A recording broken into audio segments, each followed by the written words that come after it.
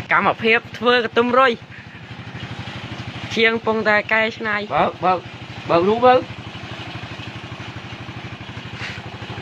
cái tôm rồi pi pon mà phay vào môi mở mà sân vi vào rốt là camera quay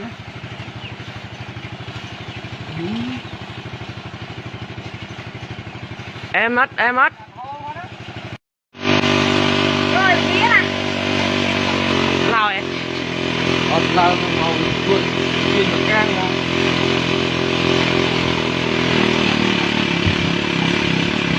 nó slap yêu mà khang à tiêm bạn cứ anh ơi chứ ơi làm gì ra đây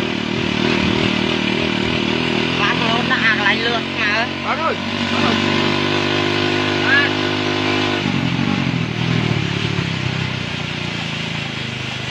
ôi thật lạ quá nổ sao lòng yêu việc yêu mà khang việc mà kia